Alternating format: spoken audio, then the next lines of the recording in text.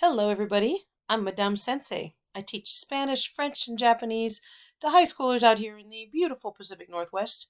And at Art in Spanish class, right here, I've been getting a lot of questions about my crazy idea, my latest crazy idea, which is about Alfombras de Guatemala.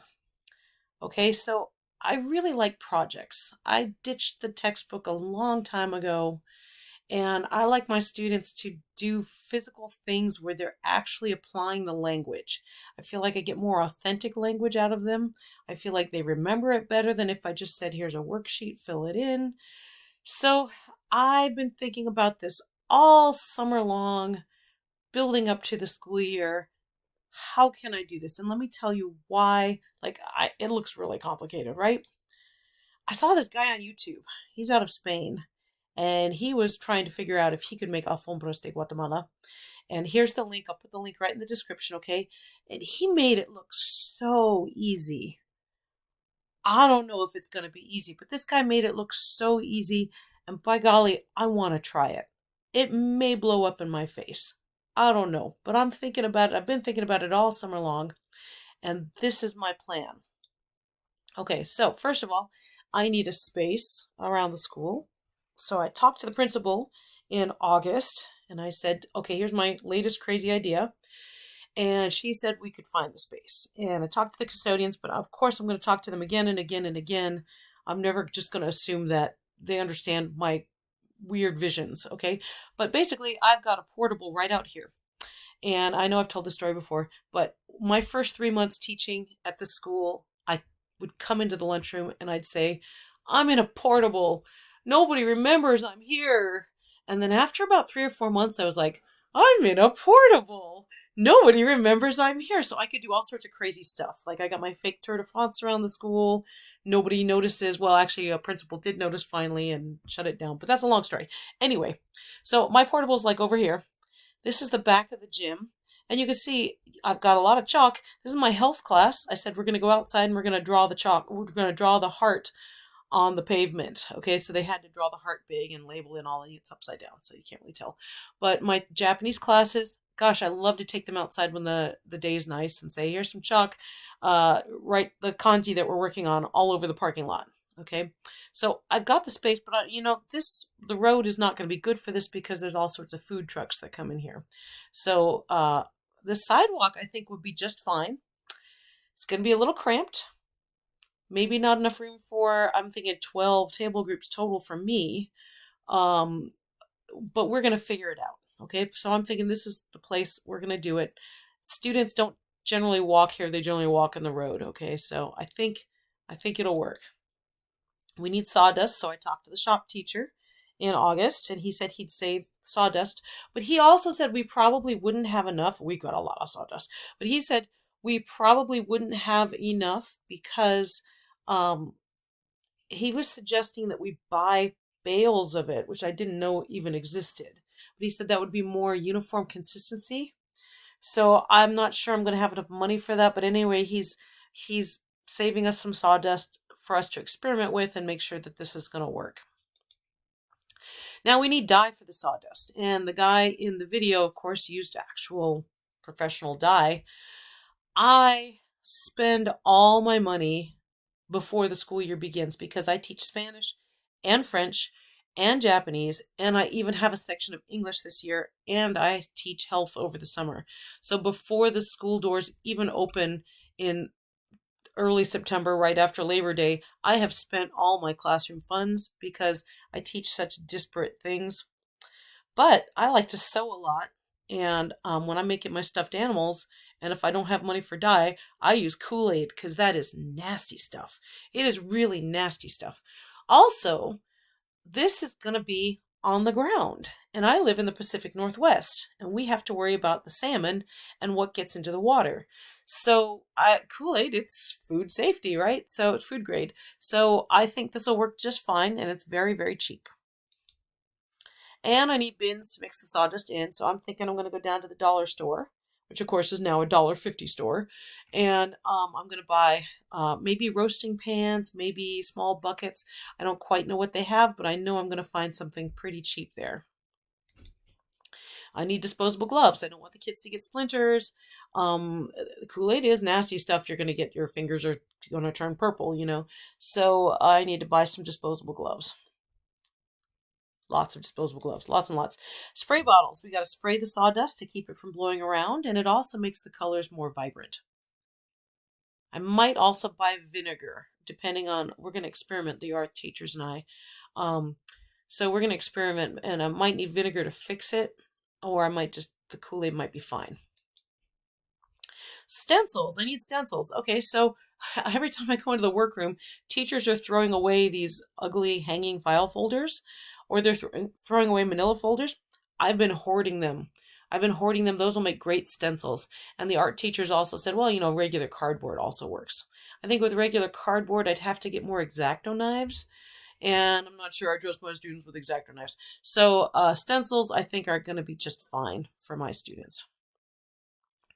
So, like I said, I spent all my friggin' money already before the doors open at the start of the school year. And I've already gone to the PTSA a number of times because, like, a couple months ago, we turned the coffee cart into a French cafe. So this time I went to the Riverview Education Foundation, and, I don't ever ask for $50 million. I'm just like, can I have $200, please, to buy spray bottles and pans and disposable gloves? And they said absolutely. They were just wonderful, and said yes. And so talk to your PTSA. That's the lesson, people. PTSA and any kind of education grant. All right, so here's my vision, and I want you guys to help me think through this, okay? Because like I said, I've bounced it off a lot of people, but I know that there's logistical things I don't understand. Okay, in the real world, the rugs stay on the street for an entire week. That's not going to happen at my high school, okay? I'll be lucky to get 2 days. We've got block schedules, so maybe 1 day, maybe 2 days, if I'm lucky. Also, Pacific Northwest, it might rain on my Alfombras de Guatemala. We can't do it like when it's supposed to be done because it's way too rainy right now. So I'll talk about that more later. All right. So my ideas that are my table groups. I've got 6 table groups per class. I have 2 Spanish 1 classes. Each class has about 32 students in them. So groups are going to plan and design and learn the vocabulary for a week or 2, and then we'll create.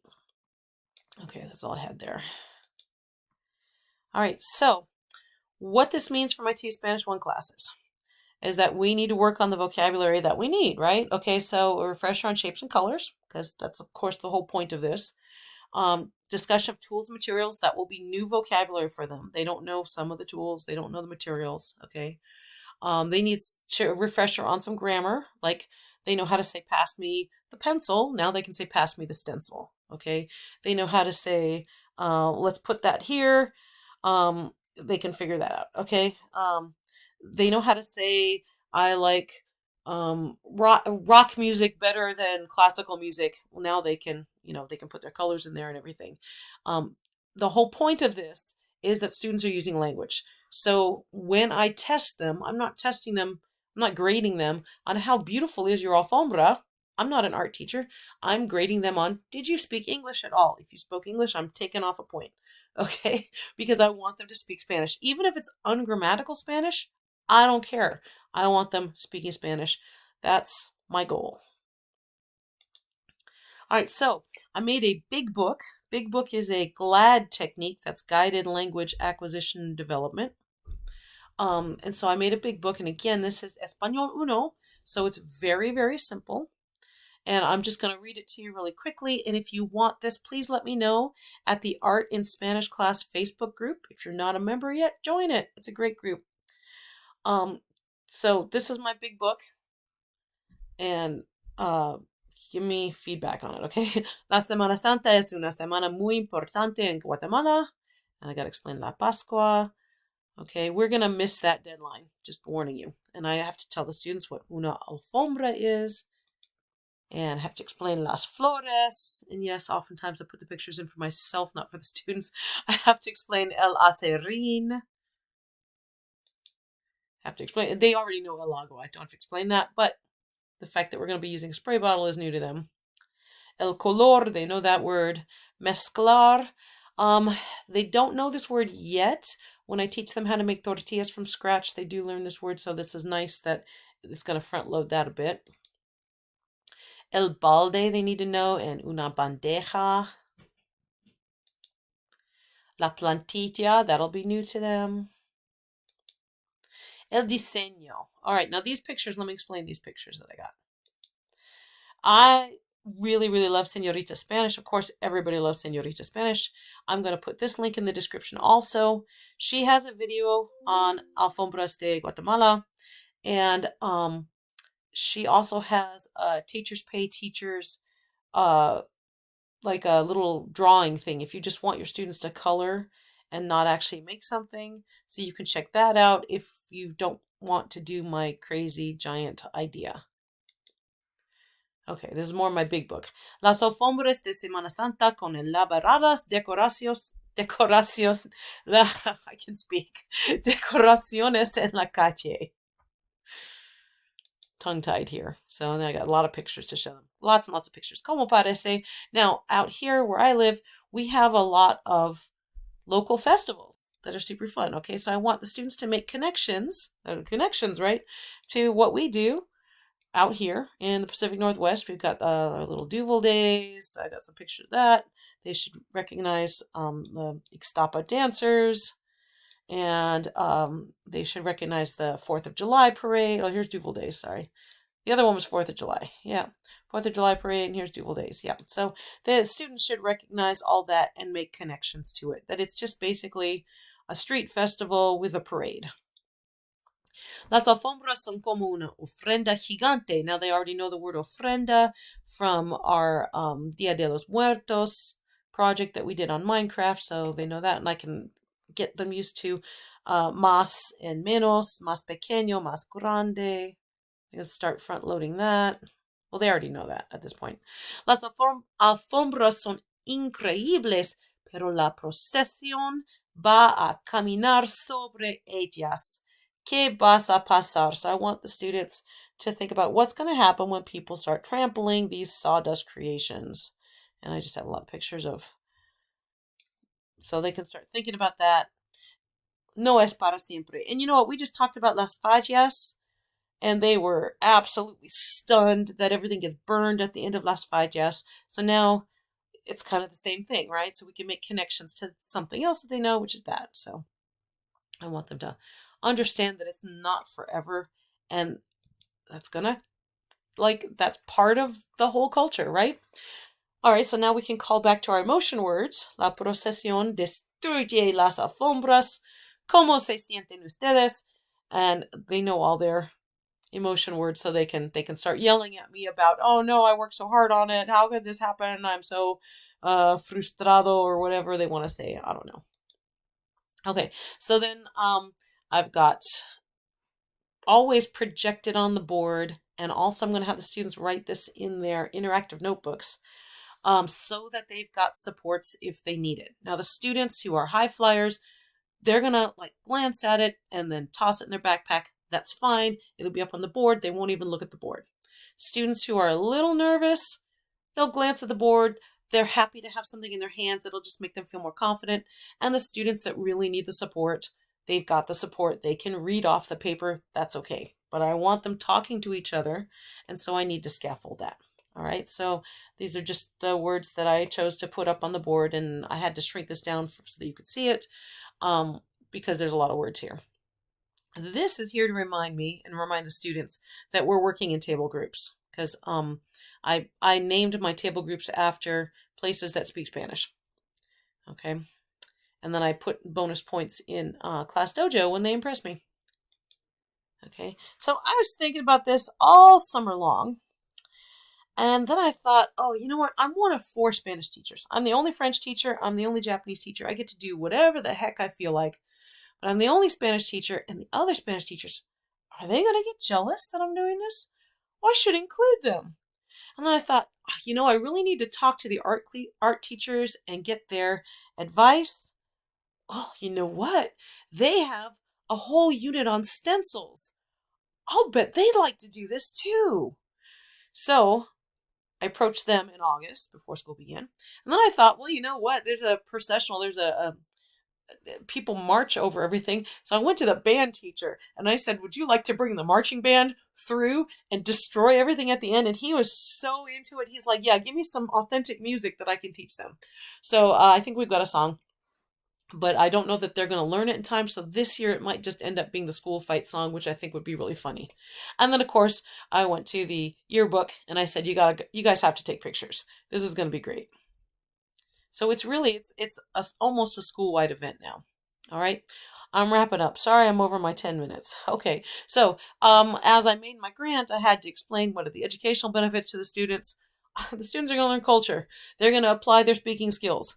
Um, this is what we want. Okay. For art students, the art students also have a standard that I looked up.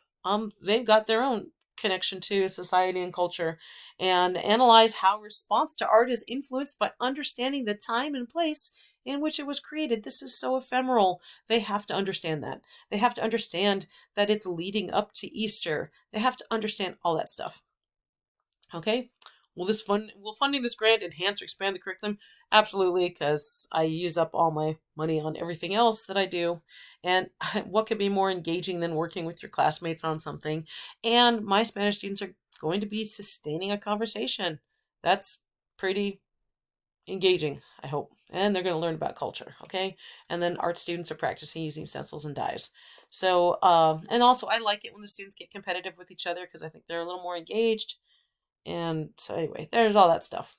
Just brush through. So those are my crazy ideas. Haven't done it yet. Just thinking through it. Thinking through it with the art teachers who told me it was a little too big and I needed to scale back.